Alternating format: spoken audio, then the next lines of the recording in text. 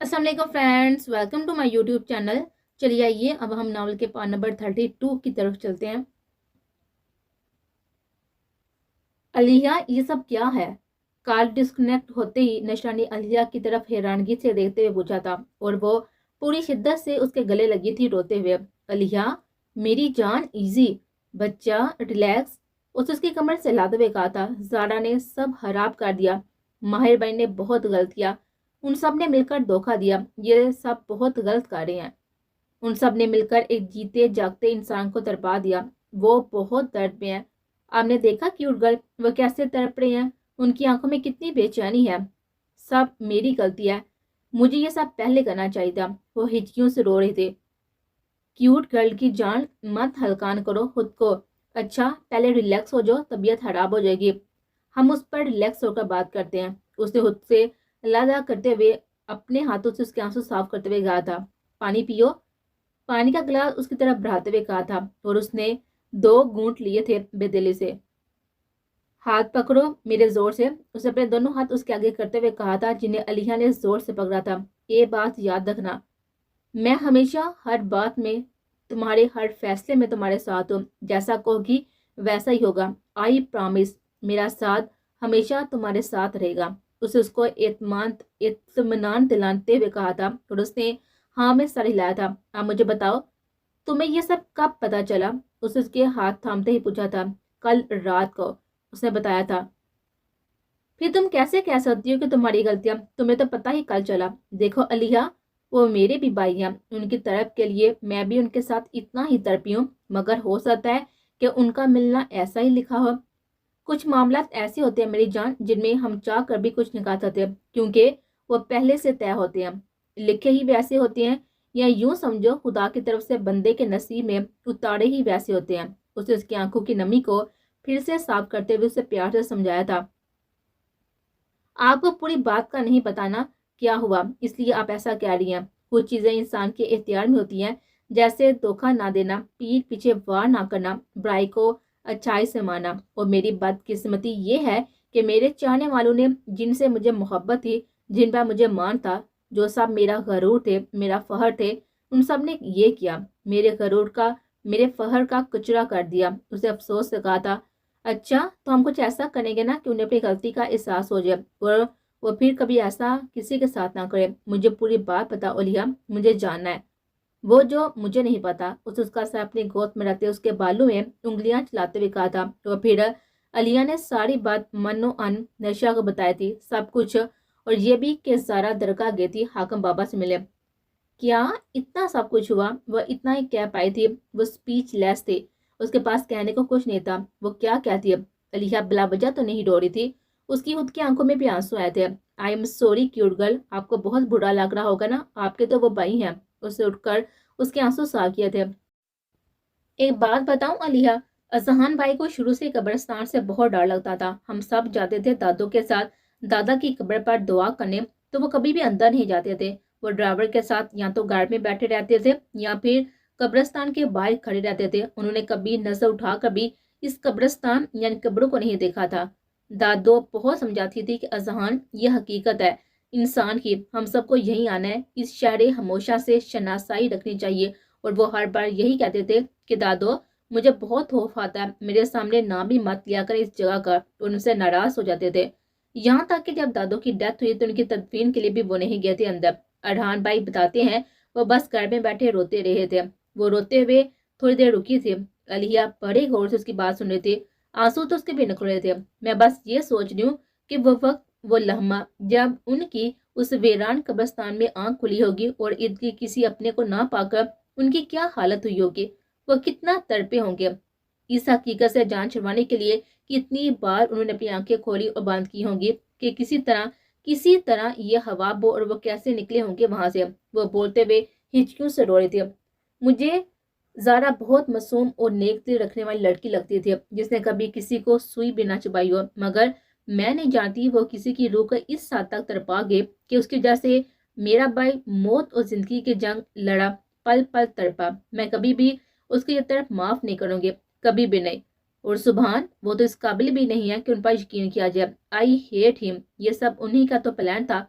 میں انہیں کبھی معاف نہیں کروں گی، اس نے بے بس ہوتے ہوئے کہا تھا اور علیہ کے گلے لگتے روئے تھے۔ میری وجہ سے آپ کی فرینڈ شپ بیٹر پینٹ سے خراب ہوئی، آپ کی خوشیاں نہیں علیہ، تمہاری وجہ سے نہیں، یہ ان کی اپنی حرکتوں کی وجہ سے ہوا ہے۔ اچھا ہوا وقت سے پہلے ہی چند گنے چنے ہوا ٹوٹ کر چکنا چور ہو گئے۔ پہلی منزل پر ہی ایسا برا گرایا انہوں نے کہ دوبارہ کبھی ہم سفر بننے کی مجھے چاہ ہی نہ ہوگی۔ اسے اپنے چہرے سے آنسو کو بے دردی سے رگڑتے ہوئے کہا تھا، دل کے کچلے جانے کی تکلیف اس کی روح میں تحلیل ہو رہی تھی۔ خواب نگر کی کچھ دیر پہلے کی بنی ہوئی چھوٹی سی جھونپڑی کسی ریت کے ٹیلے کی طرح تیز ہوا کے طوفان سے مہدم ہوئی تھی۔ چلے اذان پائی آئیں گے، پھر اس پر بات کریں گے، ابھی ریسٹ کرو تم۔ مجھے بھی بہت نیند آ رہی ہے۔ بہت پر قابو پاتے اس ننھی جان کی بیماری کا خیال کرتے اسے اپنے ساتھ لیے بھی اٹھے تھے۔ مجھے نیند نہیں آ رہی، اسے اس کے ساتھ چلتے ہوئے کہا تھا۔ کوشش کرو گی تو آ جائے گی، اسے اس کو روم میں جا کر لٹاتے ہوئے کہا تھا۔ آپ کس کو بہلا رہی ہیں، مجھے یا خود کو؟ اس نے لیٹتے ہوئے کہا تھا۔ ہم دونوں کو اس ٹائم ایک دوسرے کی اسٹرینتھ بننا ہے۔ وہ بھی اس کے ساتھ آ کے لیٹے تھے۔ علیہ کوشش کرو سونے کی، سب ٹھیک ہو جائے گا، کہتے اس نے لیمپ لائٹ آف کی تھی اور روح دوسری طرف کر کے لیٹے تھے۔ علیہ نے بھی روح دوسری طرف کا لیا تھا۔ دونوں ایک دوسرے سے مزید کچھ ڈسکس نہیں کرنا چاہتے تھے، کچھ کرتی بھی ڈسکس تو کیا کرتی، بے آواز آنسو سے سب ٹھیک ہونے کی دعا ہی کر سکتی تھی۔ وہ میرا یونی فیلو ہے، نوٹس کی وجہ سے جھگڑا ہوا تھا۔ یہ دونوں ماہر بھائی کے دوست ہیں۔ عمل نے تو ویسے ہی ویڈیو سینڈ کر دی ہوں گی، ہو سکتا ہے کسی اور کی کرنی ہو۔ جھوٹ سراسر جھوٹ، بابا نے تو کبھی بھی ہمیں جھوٹ بولنا نہیں سکھایا تھا۔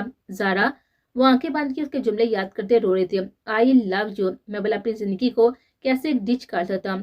ٹرسٹ می میری سانس، میں ہمیشہ تمہارے ساتھ رہوں گا، بڑے پاپا کو بھی بنا لوں گا، اپنا خیال رکھنا۔ اس کے کان میں سبحان کے جملے کی باز گشت ہو رہی تھی۔ کہیں مجھ سے پیار بھی تمہاری کسی پلان کا حصہ تو نہیں تھا؟ تم بھی کچھ بھی کر سکتی ہو سبحان جعفر، میں تو برباد ہو جاتی اگر میں تمہارے دکھائے گئے پیار کے تلسماتی حسا میں بہ جاتی۔ تم نے مجھے چاروں ہانے چت کر دیے۔ ہنستے ہوئے تم تو میرے دل میں میرا مذاق بھی اڑاتے ہوگے کہ دیکھو کیسے دشمن کی بہن کو میں نے زیر کر دیا۔ جان بوجھ کر تم یہاں آئے، تم نے میرے اپارٹمنٹ کے ساتھ اپارٹمنٹ لیا تاکہ میرے قریب رہ کر مجھے اپنے فریم میں پھنسا سکو، مجھ پر نظر رکھ سکو، اپنے بدلے کی آگ ٹھنڈی کر سکو۔ میں بھی سوچ نہیں سکتی تم اتنے گھٹیا نکلو گے۔ یا اللہ تیرا شکر ہے تم نے مجھ پر اس دھوکے بعد کی حقیقت کھول دی۔ اب میرے دل کو بھی صبر دیتے میرے مالک۔ وہ شدت سے رو رہے تھے۔ ٹھیک ہو تم؟ سبحان نے زارا کے سر پر پیار دیتے ہوئے کہا تھا۔ جی میں ٹھیک ہوں۔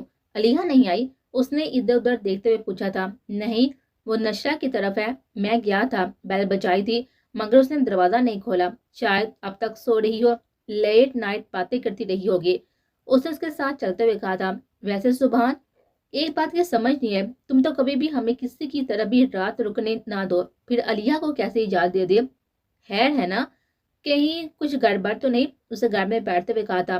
ہے بھی نہیں بھی، اسے گاڑی سٹارٹ کرتے مسکراتے ہوئے کہا تھا۔ واہ واہ، مطلب تم نے سوچ لیا؟ اس نے خوش ہوتے ہوئے پوچھا تھا۔ زارا میں اسے شادی کرنا چاہتا ہوں، آئی لو ہر، پتہ نہیں کب کیسے، but I need Hare in my life, whole life. اسے بغیر کسی لگی پٹی کے اس نے کہا تھا۔ That's great, happy for you, چلو تم نے اپنے بارے میں کچھ سوچا، اس کو بتا دیا کیا؟ اس نے خوش ہوتے ہوئے کہا۔ ہاں بتا بھی دیا، اپنے لیے منا بھی لیا، تھوڑے سے اندیشات ہیں اس کو، مگر وہ اندیشات میری محبت مٹا دے گی، وقت کے ساتھ ہی سب ٹھیک ہوگا۔ اس نے پختہ لہجے میں کہا تھا۔ اللہ تم دونوں کی جوڑی ایسے ہی ہمیشہ سلامت رکھے، ایسے ہی تم ہمیشہ دونوں خوش ہو، بہت خوش میں تمہارے لیے، تم نے اپنی لائف میں آگے بڑھنے کا سوچا، اسے دل سے دعا دی تھی۔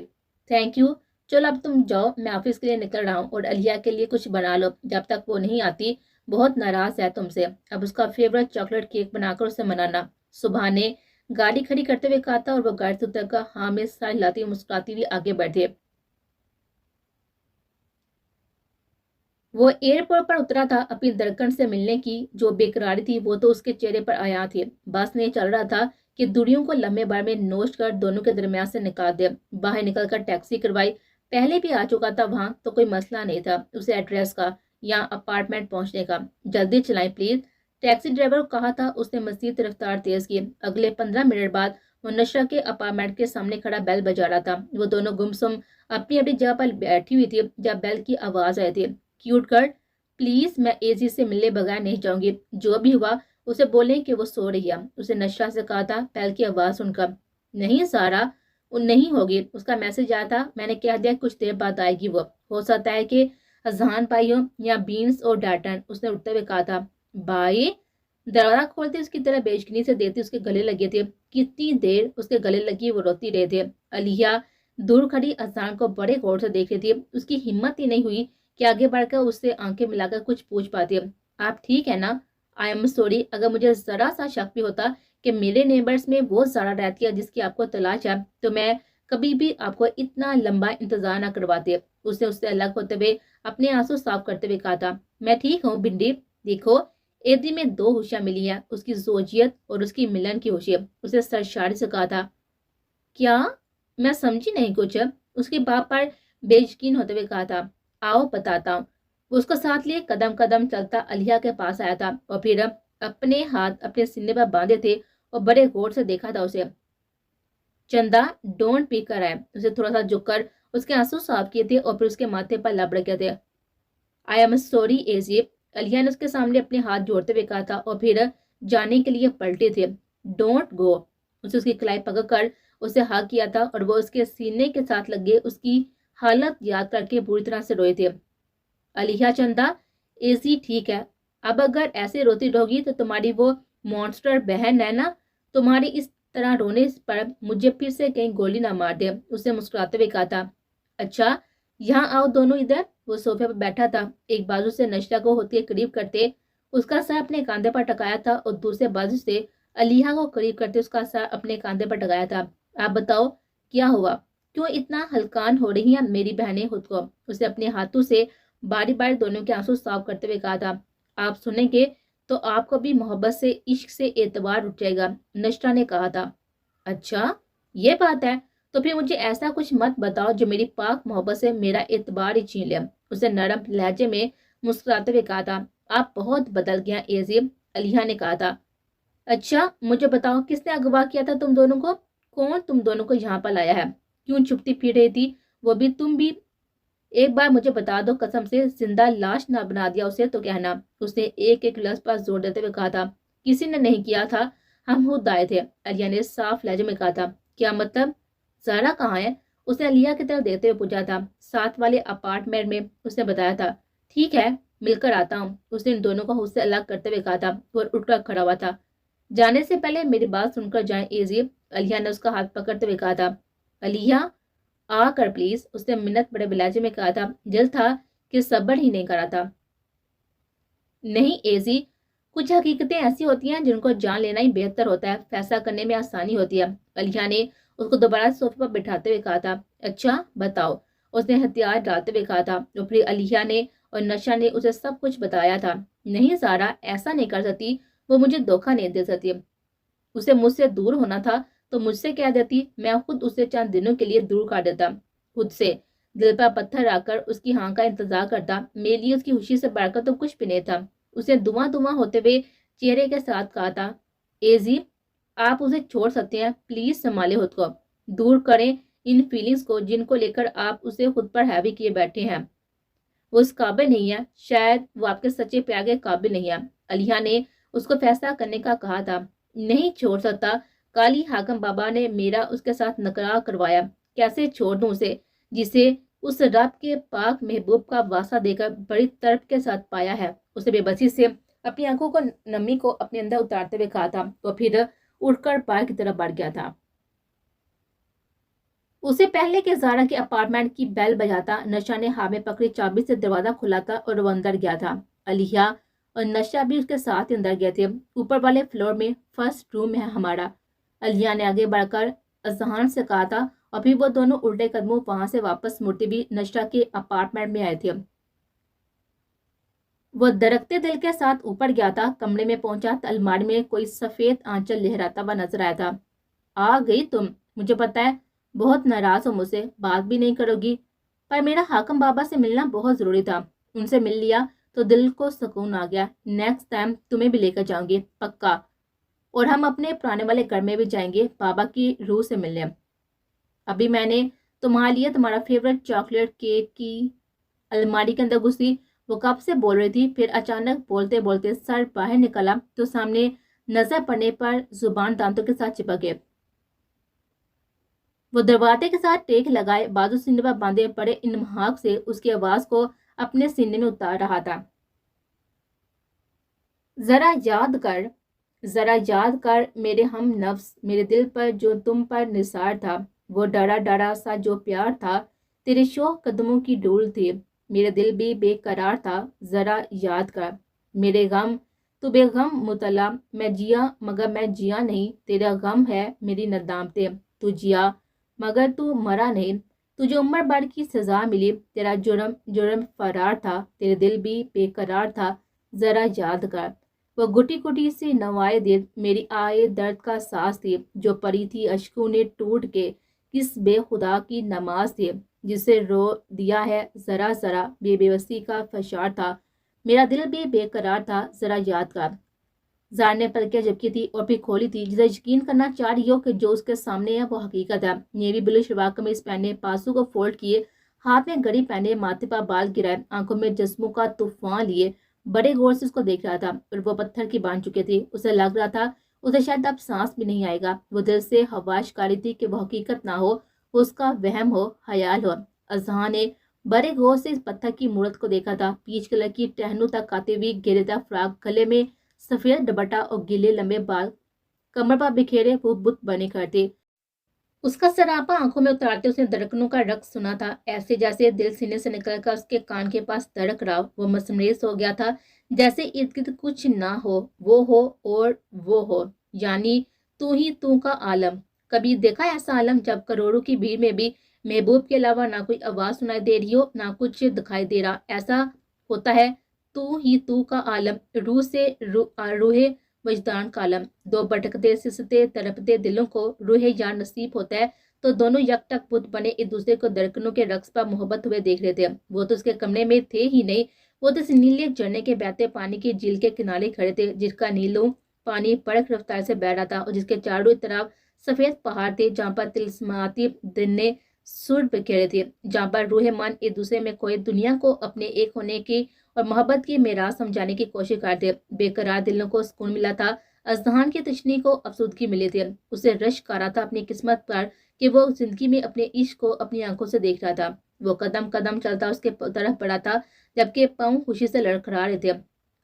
अजहान, ज़ारा ने थरथराते लबों से कहा था। अजहान ने उसके पास खड़े होकर हाथ पर आकर उसके गाल पर उंगली लगाई थी और उसके आंसू बहकर उसके गालों पर लड़खे थे, जो उसके जब्त की हद पार नहीं कर सके थे। वो देखना चाह रहा था कि उसकी हकीकत ही है ना, वो उस लड़की के सामने खड़ा है ना, जिसके इश्क में उसने दिन रात अश्क बहाए थे, जिसके इश्क में वो कैस बना मजनू बना दर्द की हाक छानता रहा था, जिसके इश्क में वो जोक लिए मोहब्बत के तपते सहरा में पल पल झुलसा था, जिसके हिज्जे ने उसके दिल को मंजमंद कर दिया था, जिसके हिज्जे में वो हाक हुआ था। दरिया में किसी तलातम की तरह इश्क की बहती हुई तेज तर मौजू से बह गया था। एक बिगड़े ट्रेस सादे को फना करने वाली लड़की उसके सामने खड़ी थी।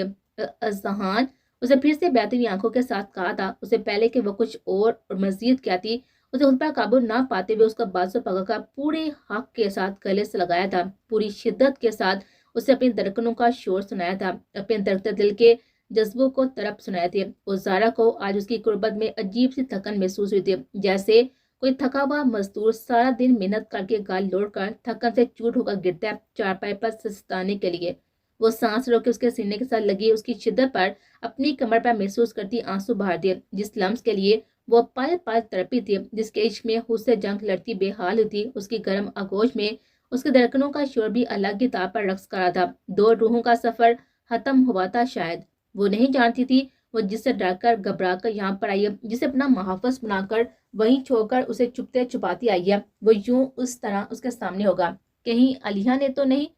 उसके ज़हन में अचानक जमाका हुआ था। उसे उसकी पनाहों से खुद को निकालना चाहता, उसकी आगोश में मचलते हुए उसने दूर होना चाहता, मगर उसकी कमर पर मजीद दबाव बढ़ा गया था। नहीं सारा, अजान, हयात, मलक, अब नहीं, बिल्कुल भी नहीं, इस बार बर्दाश्त नहीं कर पाऊंगा। उसके कान के पास लब लाते हुए उसके कान की लोग को शिद्दत से दांतों तले दबाते हुए कहा था, और वो फिर से सांस लेना भूली थी।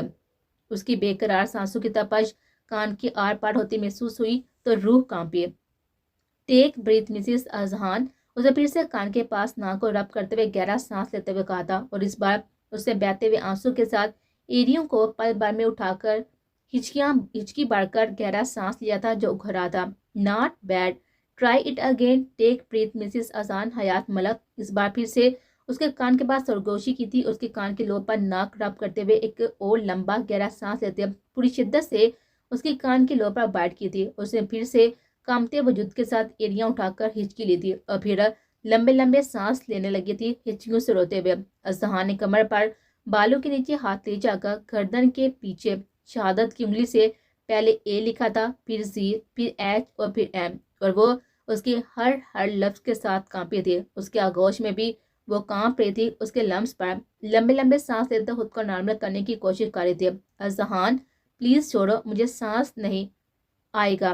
سانس آئے گا, سانس جانا, محسوس تو کرو اس درد کو جو میرے اندر آتش فشاں بن کر مجھے جھلسا رہی ہے. اسے اس کے کاندھے پر سے فراق کا ساتھ اسے ہاتھ میں لیے ہوئے وہاں پر انگلی چلاتے ہوئے کہا تھا. وہ پھر سے کانپے تھے.